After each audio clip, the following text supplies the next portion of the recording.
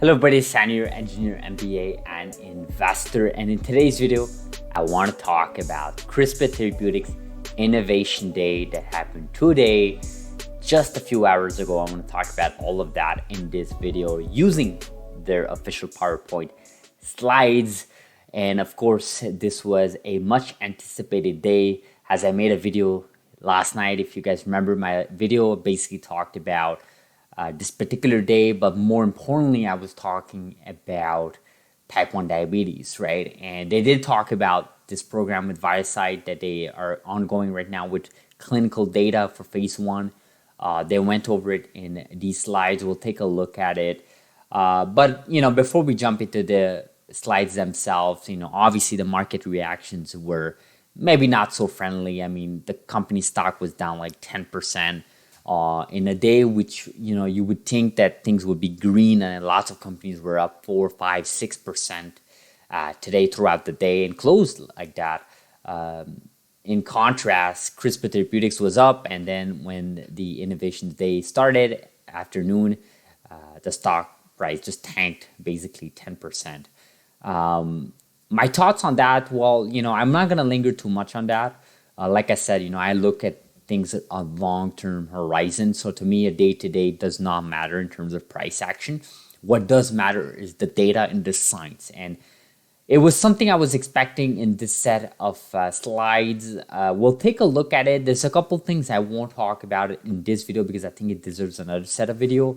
But let's get into the slides here. So obviously, this is a Innovation Day. I don't know if you guys are familiar, but Innovation Day in most industry anyways, in tech world at least, it's a opportunity for the company to present what they're working on, their latest updates. And sometimes you sort of get these hidden gems and you get these hidden information that sort of, lights a bulb for the curious one, right? The curious individuals catches on, and it's information for free, right? Why not, right? As a public company, they have to disclose everything to the public and not only to a specific set of public, right? So that's exactly what they're doing here. So obviously, CRISPR Therapeutics is the leading genome editing company when it comes to patients dose. I mean, like I said in the past, they own, I don't know if you want to say that, but they own over 80% of the market share of patients being dosed with CRISPR, some sort of CRISPR around the world, period. Right? So that includes other CRISPR companies, that includes private companies, that includes non-American companies. I really mean this company is leading when it comes to patients dose. Now, obviously, if we're talking about the efficiency of technology, then clearly this company is not the most leading one, but it is leading in terms of human data. And to me, human data is what matters to me. And I think it's what matters to the FDA, but who am I to tell how the FDA approaches things, right? With over 100 patient dose, I think they're being conservative here. At this point, it's like 150, I believe. But anyways, actually, they're talking about CAR T programs. That makes sense because with what's called CTX001 hexacell, now it's actually well above 180 now at this point. 190, I believe 190, yeah, because it's 45 beta thalassemia and 45 sickle cell disease. So over 190 patients dosed. That's amazing. That is amazing. So obviously they have like 4 different branches. And again, like I said, I'm going to talk about the immuno-oncology program in maybe, another video here, maybe in a follow-up video tomorrow. I wanted to focus on the in vivo one and the regenerative medicine one, which is obviously the type 1 diabetes program. Hemo, we won't talk about it first. Obviously, that's all hexacell, CTX001, potential BLA, MMA filing for Q4 2022. So they're still on track, like we mentioned. So let's jump straight into the regenerative medicine, right? So we'll start off with the data that we were sort of expecting. So obviously I was expecting some sort of data, right? Because the patient that was dosed back in February, first week of February, we have no set of data for that patient. It's been like basically 5 months at this point. We have no patient data on that point, right? And I find it very disappointing that we didn't get anything from this company, from either companies, right? ViaCyte and CRISPR Therapeutics, right? So if I take a look at these slides, they're basically going over some theory, generic theory that again we could have probably found out previously without these slides, talking about the need for CRISPR when it comes to vice type technology with islet cells. Obviously we're talking about what CRISPR is doing here to make them last long in the body. Okay, talking about deviceless approach. They're talking about this device approach. Okay, but again, it's not getting us to where what we were thinking, right? And unfortunately, this is the problem, guys.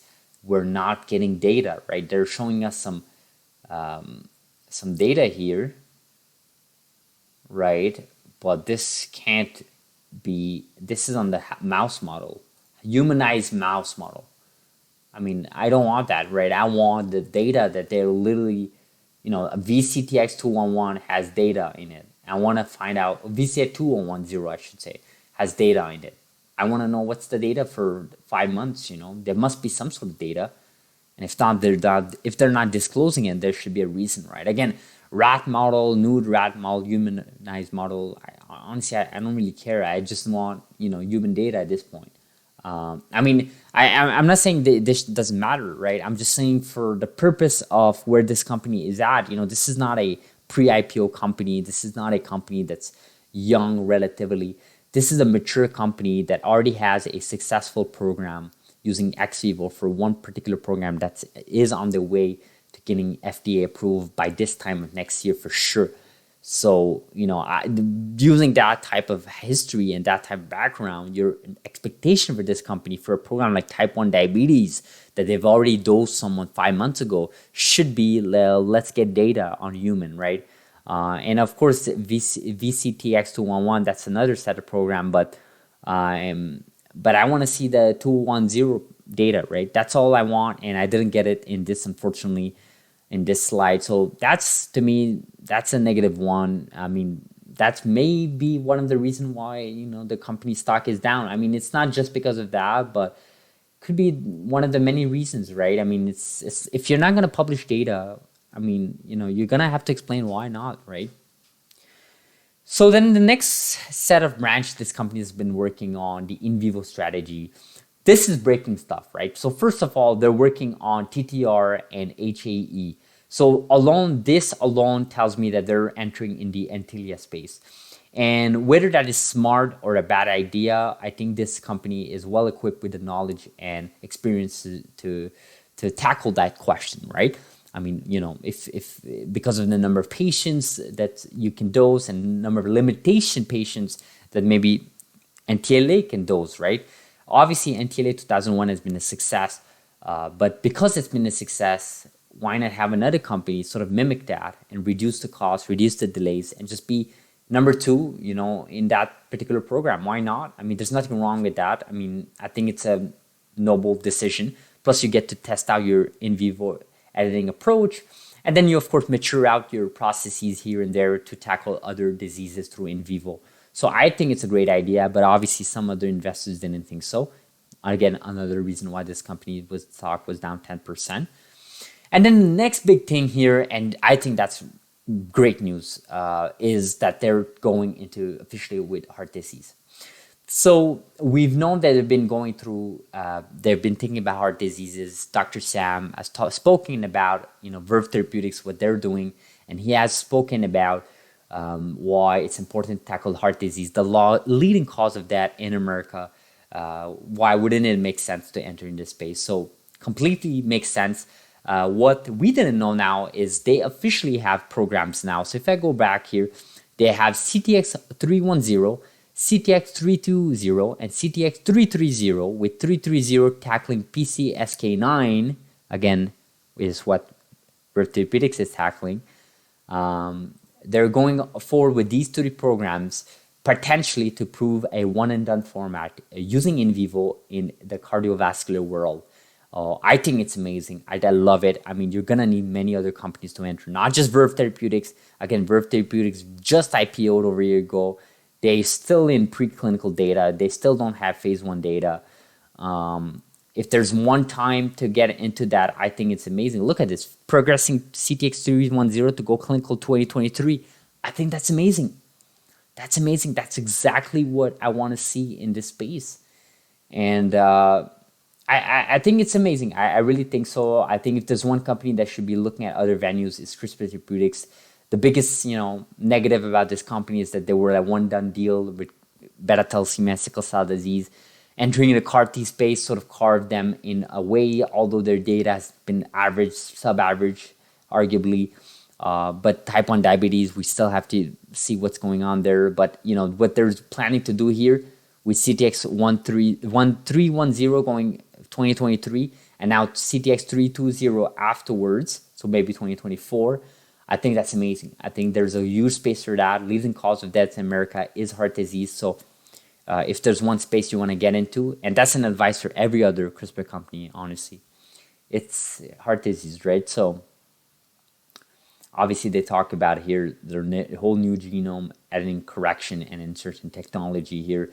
This is the whole AAV free because, AAV is not as efficient and so on. So, and obviously, durability and consistency is an issue. So it is what it is. So let me know in the comments below what you guys think. Do you guys think the stock price being down 10% or so was justified? What you guys found really intriguing in this investor presentation? Maybe I'll make a follow-up video, like I said, on the CAR-T cells program, specifically CTX 130, which we got additional data from. Quite disappointing we didn't get data from type 1 diabetes, but I'm very happy that we got a clearer portfolio view outlook for their in vivo approach. And that is, of course, tackling the liver targets, which is, of course, what NTLA 2001 from NTLA is tackling, but also their heart disease venue, which is, of course, something that no other CRISPR company has phase 1 data on. And I think that's just a noble and an interesting program to work on. So we'll end this video like this, guys. Thank you so much for watching CRISPR Innovation Day. Hopefully you guys enjoyed it. Like this video if you found value. Subscribe if you're not. And I'll see you guys in the next video. Thank you so much.